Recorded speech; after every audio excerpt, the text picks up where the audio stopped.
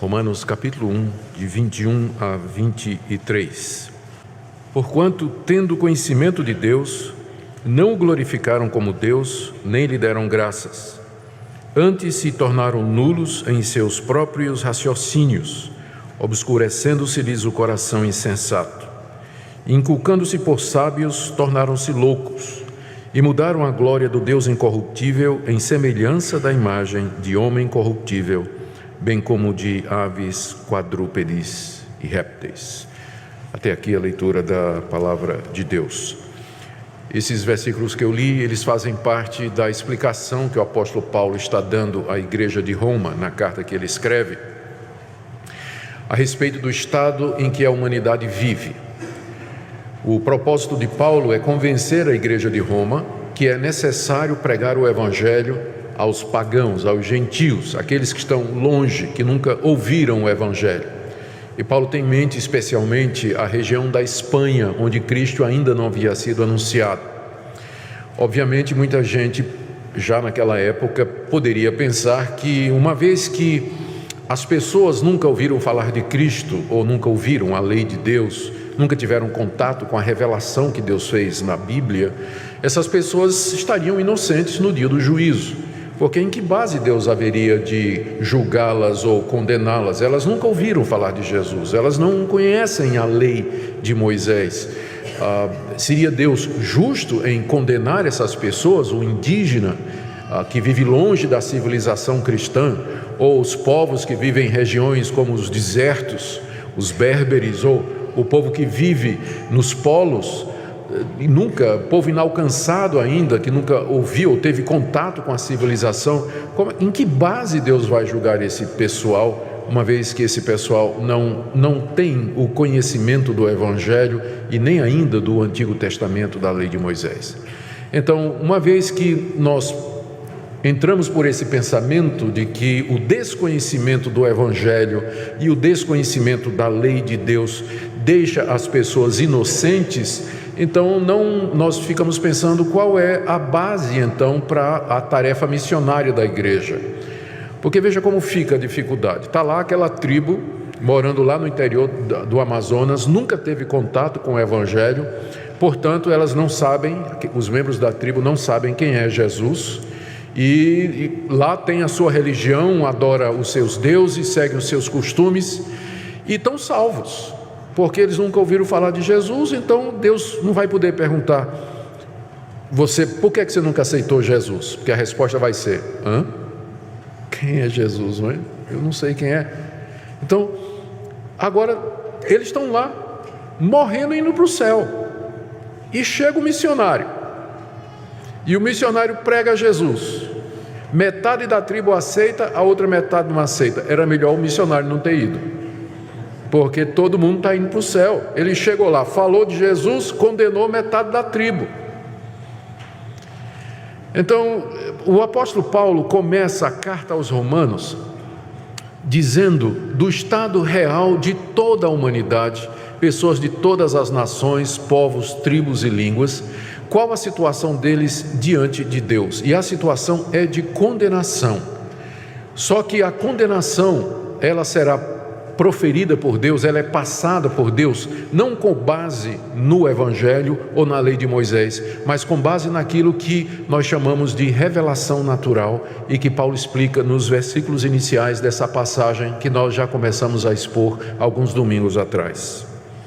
No verso 18 nós vimos que a ira de Deus se revela do céu. Deus lá do céu fala que Ele está irado, que Ele existe e que Ele está irado. E esse conhecimento vem na consciência das pessoas. E Deus está irado porque as pessoas detêm a verdade pela injustiça. Essa revelação que Deus faz de si mesmo é encontrada pela rejeição dos homens e sufocada, trazendo impiedade e perversão. No verso 19, Paulo diz que a ira de Deus é justa, porque o que de Deus se pode conhecer se manifestou entre eles, então eles não são tão inocentes assim. Deus se revelou na consciência deles, eles sabem lá no íntimo do coração de que existe alguém maior do que eles, um ser superior a eles, e que esse ser superior, ele está irado pela maneira como os homens se comportam. E no verso 20, Paulo vai mais além e diz que além desse conhecimento de Deus na consciência, existe também o conhecimento de Deus na natureza. O verso 20 diz que os atributos invisíveis de Deus, as qualidades invisíveis de Deus, elas se tornam visíveis por meio das coisas que foram criadas. A natureza diz que Deus existe, que Ele é poderoso, que Ele é eterno e que Ele é distinto da sua criação. Por isso, Paulo termina o verso 20 dizendo: estes homens são indesculpáveis. No dia do juízo, eles não vão poder apresentar a ignorância como sendo a base da sua inocência, porque Deus vai dizer: eu não estou lhe julgando porque você rejeitou Jesus, eu estou lhe condenando porque você sabia que eu existia, você sabia que eu sou santo, você sabia que eu sou eterno, que eu sou todo-poderoso, que eu criei todas as coisas, que eu tenho um código do que é certo e do que é errado, mas o que é que você fez? Você suprimiu essa verdade. Você rejeitou o meu conhecimento na sua consciência e o conhecimento que vem através da análise e da contemplação da natureza, que desde o início da criação do mundo fala com clareza que existe um Deus.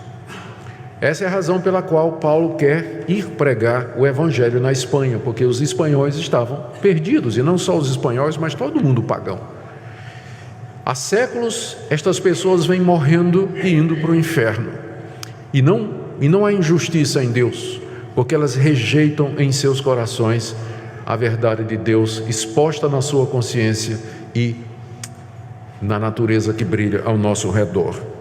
Por isso que missões é tão urgente e tão importante. Do verso 21 até o verso 23, que foi a passagem que eu li, o apóstolo Paulo explica esse processo de rejeição. Qual foi o mecanismo? Como é que isso acontece? Como é que as pessoas, partindo da revelação de Deus na consciência e da natureza, eles se afastam de Deus e são o que são, e se tornam o que são no dia de hoje? Nós encontramos então esse processo descrito pelo apóstolo Paulo aí na passagem que nós acabamos de ler. O verso 21 então estabelece em primeiro lugar que essas pessoas têm conhecimento de Deus, porquanto tendo conhecimento de Deus. Conhecimento aqui é consciência da realidade de que existe um Deus e que Ele não é como nós, que Ele é distinto de nós, que foi o que Paulo explicou nos versos anteriores. Então, em todo ser humano há o conhecimento de Deus. Em teologia nós chamamos isso a imagem de Deus, baseado lá no relato de Gênesis, onde diz que Deus criou o homem à sua imagem e à sua semelhança. E os nossos filhos e os filhos dos nossos filhos, eles vão trazer e transmitir essa imagem de Deus. A humanidade foi feita à imagem e semelhança de Deus. Então, todo ser humano que vem a esse mundo, ele já traz o conhecimento e a semente de Deus no seu coração. O ateísmo, o virar as costas para Deus, o ignorar Deus e fazer de conta que Ele não existe, não é natural. É o resultado deliberado, é uma decisão deliberada que a pessoa toma de ignorar as evidências claras na sua consciência e na natureza de que existe um Deus e que esse Deus não é igual à criação.